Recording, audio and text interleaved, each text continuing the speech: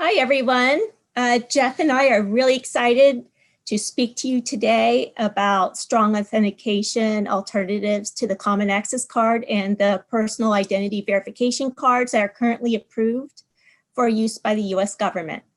So what we're going to be talking to you today for the next 20 minutes or so is what is driving the need for the alternatives to the CAC and the PIV cards. Provide some background in terms of regulations, policies, and requirements that are set forth to the US government, as well as how FIDO can help address the problem. And lastly, spend most of our time talking about some use cases within the US government. So let's start out by talking about what's going on today. Telework has now become the norm as opposed to the exception. And of course, bring your own devices are a big part of that. So as we all know, remote work has exploded during this COVID pandemic, as much as 18 times more remote work than we've seen in the past. So I saw this on the internet recently, and this is just how it is. You know, what's driving these telework transformations? It's not technology or executives. It's really been COVID-19.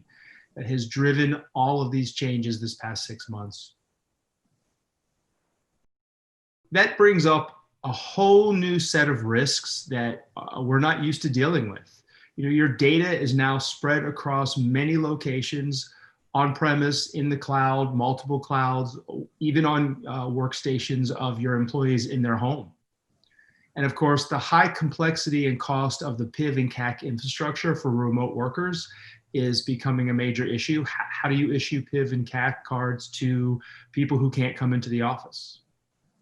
And then strong authentication for folks who are not eligible for PIV and CAC cards. That is another big issue. So we've got to come up with some solutions to solve these major issues. So today, you've got basically 3 threat vectors that are now prevalent given the situation we're in. So first is places. You know, everybody's working from home, so homes are not secure. You don't have badge access to the front door to make sure no one comes into the facility who shouldn't be there. You've got your wives, children, husbands in the home that could be accessing secure government data and information. Then you've got the family members, the people side, which is the family members who might be sharing devices. Your employee might be sharing their computer, their home computer, with their wife or children or husband. And that person may have fallen prey to a phishing attack or download a piece of malware. You have no way to control that because you don't control that equipment anymore. And then of course, technology itself. You control the technology in your organization, in your office, the wireless, the computers, etc. You don't control that at the home. So again, a child could have brought a virus home from school or brought a virus home on their phone that has now infected that entire network. And that can be a potential problem. So it is important that we briefly touch upon some of the government regulations and requirements that are in place today to provide an understanding of how the government typically authenticates their users to protected resources, as well as what policies have been published to allow alternative authenticators such as FIDO. So bottom line is the Office of Management and Budget Memorandum 1917, which is essentially the identity, credential, and access management policy that all federal agencies must follow. And there are 2 aspects that I wanted to talk about in this memo.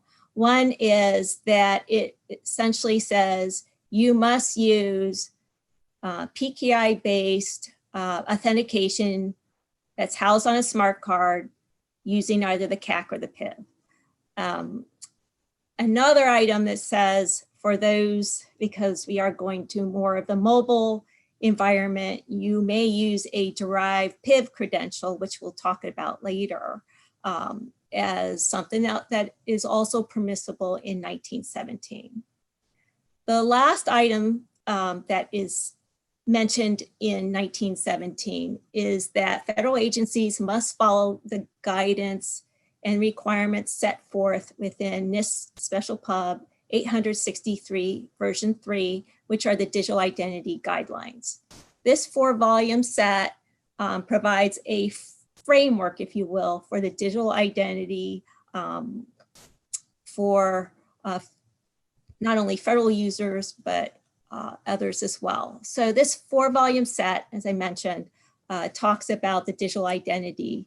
Volume A specifically talks about identity proofing and enrollment. Volume B talks about the authenticators such as FIDO, and then volume C is for federation. I want to spend a couple minutes talking about volumes A and B, because in the federal government, in order to strongly authenticate, you must know who is at the other end of that line, who is authenticating to me. In order to do that, you can't just rely upon that common access card or that PIV. You must do high assurance, in-person identity proofing, which is at the highest assurance level that NIST has, which is level 3. The common access card, which is an example of a smart card in volume B, is also at assurance level 3 for authenticators. What we'll talk about in a little bit is that the YubiKey also can be considered a high assurance level of 3 as well. One last thing I want to mention in terms of the identity proofing and the authentication, if a real world example of how this comes into play is, say you go to TSA, you want to go through pre-check, you fill out an application, you provide identity evidence to say you are who you claim to be, and you present it in person to an individual. And that's essentially that high level of assurance that is provided in the government, okay? If I go to the next slide, I'm going to talk about another memorandum that is more recent that actually addresses and talks about the remote workforce. In March of this year, when we are essentially starting the lockdown in response to the pandemic, OMB released 2019, which states that for those individuals who are in a shelter in place or the PIV facility is not open and cannot issue a new PIV card, or you need a renewed credential stored on your PIV, this memo permits an alternative authenticator to allow the federal government to continue doing business as they do. So that allows the federal agencies to look at alternatives such as FIDO to provide that strong authentication. Then in June of this year, the National Security Agency released some guidance on selecting secure MFA solutions. It is focused on those government workers who are working remotely. They may not have access to that government furnished equipment or cannot utilize a PIV for whatever reason. And so this guidance provides alternatives such as FIDO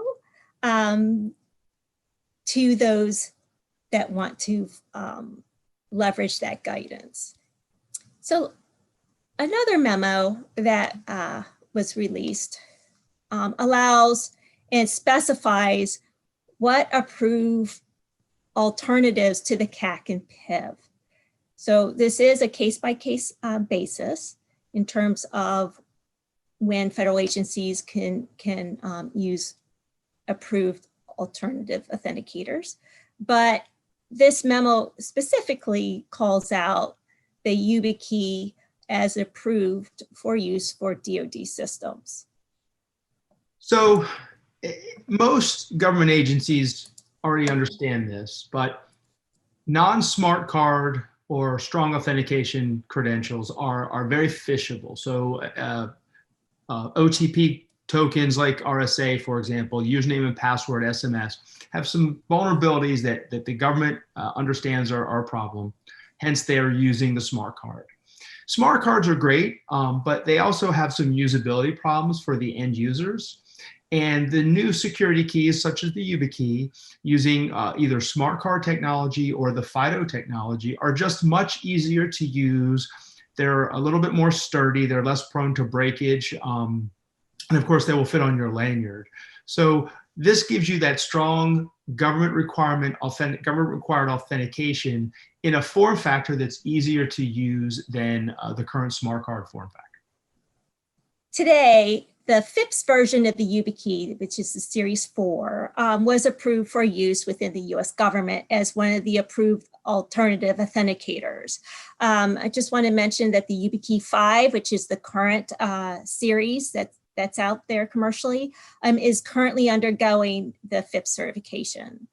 So this figure shows a mapping of the NIST 863 B authenticator assurance levels 2 and 3 for the different modules that are contained within the YubiKey.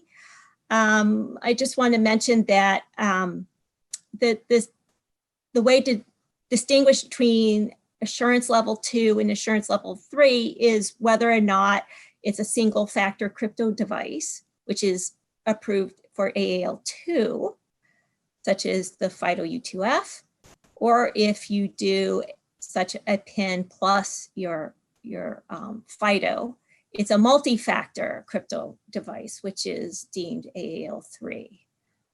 Yeah, and to Lorrayne's point, the FIDO2 capability doesn't have a concept of a PIN. It's you put your device in, you touch it. Whereas the FIDO2 capability, the new FIDO2 capability, does have an option for a PIN, which we expect will allow that module to be AAL3. We're still waiting for NIST to finish the FIPS validation for the YubiKey 5 series, but we will be able to determine that once they've reviewed everything and made a determination if the PIN option on FIDO2 does meet AAL3. But I think the key point here is that the YubiKey can provide all of these capabilities on one device. So you can use the AAL3 level capabilities for those necessary requirements, systems that require that, as well as the AAL2 capability for lower assurance requirements. So we can be very versatile there. And for those environments that want to use a derived credential, there's the smart card PIV module that's contained within the YubiKey as well. And we'll be talking about the derived PIV later on in this presentation. Absolutely. So let's talk about how to secure authentication for telework and bring your own device. So security in and of itself is a balance of speed and security. You want something that's easy to use for the end user, that they're going to be able to do their job and not have a lot of disruption. But it's got to be extremely secure because we're talking about government data. So we want to make sure that the solution they're using is secure against account takeovers as well. So that's where the FIDO2 capability comes into the mix. So some background on FIDO2. It's strong public-private key cryptography, very similar to what you have with the existing PIV and CAC devices today. It also has origin-bound keys, and what that means is that the URL, the data point or the entry point to the system is hard-coded into that public-private key pair, so it cannot be spoofed. It also requires that user presence, so you've got to enter your PIN if you've gone down that route, or you've got to at the very least touch the security key to initiate the action, so that you can't have a remote attacker initiate authentication action because it will pop up a notice for the end user to do something. And then the keys are registered for each service, and it produces a separate public-private key pair for each service. So there is no shared secrets across those services like you would get with, say, an OTP type device, but it works across many applications. And then security keys themselves are relatively inexpensive. So it's easy to provide your end users or your customers with two. They can register both of them and keep one as a backup. So if they lose their first one, they have a second one that they can get into the system. And now we have all of the native browser support and OS support. We've got all the big ones, Google, Facebook, Apple, Microsoft, all on board now. And that's important because you're not loading drivers or third-party software, and you're not introducing those attack vectors through that software. It's native into that OS or browser itself. So let's talk about some of the specific use cases that we're working with in the government today. So obviously bring your own device and mobile devices is a big one. So we all know that the smart card form factor doesn't work well on mobile devices. You have to have a CAC reader in a case, or you have to have a CAC reader that plugs in. So using a security key, especially one that's got a NFC or a Lightning connector, works really well on mobile devices. And it uses the 800-157 compliant solutions to provide that credential onto a YubiKey or security key, which then would be used exactly like you would use your PIV or CAC today. The FIPS 140-2 level 2 approved authentication devices, and we expect that also to be level 2 and possibly level 3 with the YubiKey 5 series. It also, you're binding your identity to a piece of hardware that's portable. So if you, for example, have a derived credential on your phone, well, it's only good for use on that phone. You can't use it with other devices because it's tied directly to your phone. Whereas if you put them on a security key, you could use it across multiple devices. So you don't have to have multiple credentials, derived credentials issued. You can issue one that's now usable across both. And once we get the NIST guidance updated to provide FIDO2 as an approved derived credential, then you already have that capability in a security key to work with not only your laptop and desktops, but also with your mobile devices. Which brings us to a very specific use case we'd like to talk about is the Purebred derived credential solution through DoD. So currently today, DoD supports YubiKeys for Purebred. And obviously, Purebred itself it's an extremely labor-intensive process. To issue those credentials to a phone is kind of a difficult process. And of course, now that credential is tied directly to that phone or device, and it can't be used elsewhere that we talked about. And then, of course, now you have those lower assurance identities potentially accessing critical data. So for the YubiKey and the Purebred solution, we could do full attestation during issuance. So the federal government or the DoD knows that that device, the YubiKey, is a trusted device that they've purchased or allowed to be accessed on the system.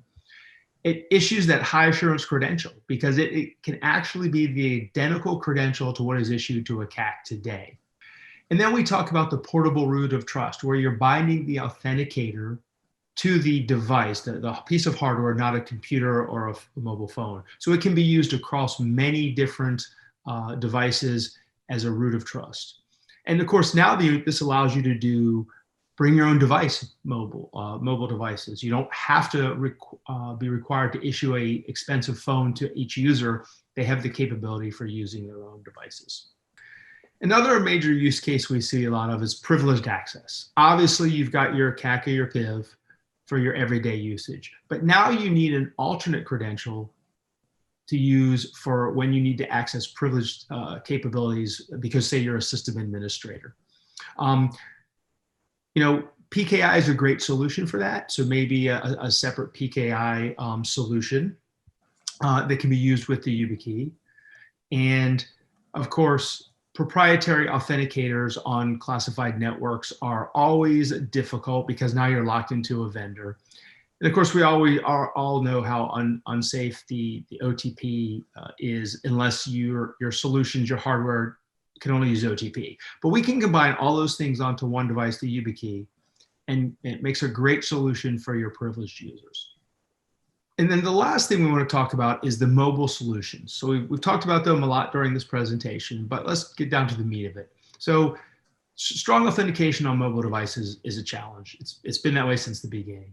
But now with the form factor of security keys with the Lightning and NFC support in both Android and iOS, you can now safely and economically use security keys like the YubiKey as a portable hardware root of trust, which means every time that person gets issued a new phone, they don't have to reissue a credential.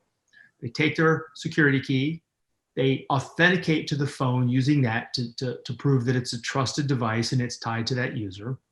And then from then on, they might use, say, a Face ID or a Touch ID for everyday authentication, but then reauthorize their phone every so often, maybe every 30 days, to ensure that it's in the right hands. Those work over NFC as well as Lightning connectors. And of course, the USB-C connections on the Android devices. And then Yubico has an SDK that allows application vendors to directly support these protocols, because they're not all supported direct in the native OSs, but we can add direct support to your applications, those applications, using an SDK. All right, some implementation examples that Lorrayne is going to discuss. All right, thank you, Jeff. So Login.gov is a full credential service provider that's run by the U.S. General Services Administration. They provide high assurance, remote identity proofing, and strong MFA in accordance with NIST Special Pub 863.3 guidelines. Login.gov is a citizen-facing service that enables citizens secure access to do business with several government agencies. Login.gov is used by over 60 applications at 17 agencies. And to date, over 25 million people have signed up to use the Login.gov service. So Login.gov requires to use two-factor authentication as an added layer of protection for user accounts. And one of the secure options that Login.gov offers is to use FIDO. So GSA, as I mentioned, is a government agency, is required to follow 863.3 guidelines. So recently, GSA joined Kantara and plans to put its Login.gov service through Kantara's third-party assessment against the 863.3 requirements for both identity proofing and authentication. Because they are a government agency, they must follow the guidelines. And that also includes the full service platform that they offer for their citizens. So ID.me was the first credential service provider to be approved as NIST 863.3 conformant by Kantara for both IAL2, AAL2.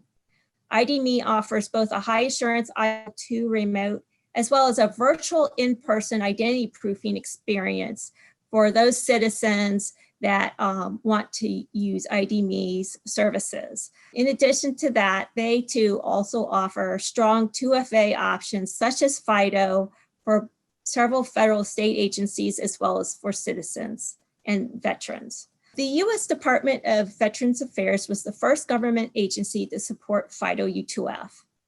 Since the pandemic started, requests for ID.me services have increased tremendously for both federal and state agencies.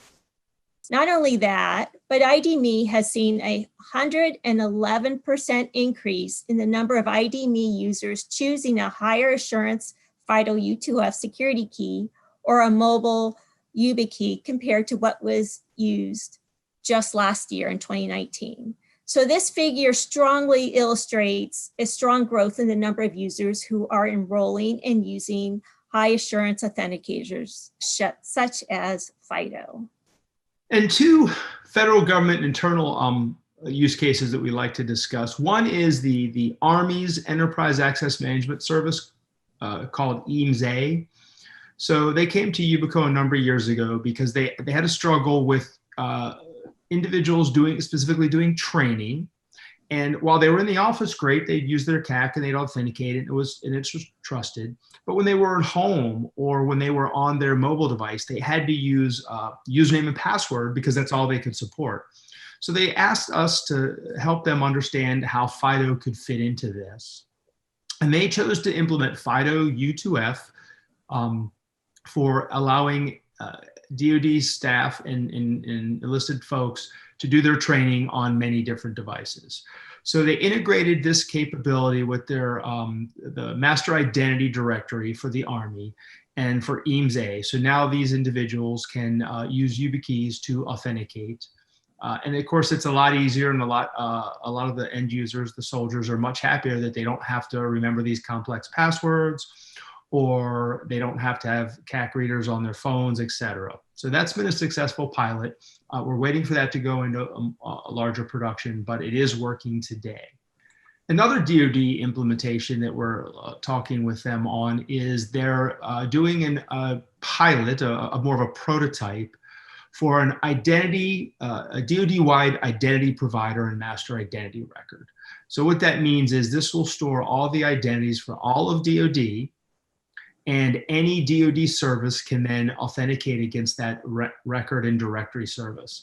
And they want to add both Purebred derived credentials using YubiKeys, as well as the FIDO2 and WebAuthn capability. So we're working with them now to help them build this capability out in their pilot and their prototype so that they can actually eventually roll this out DoD-wide.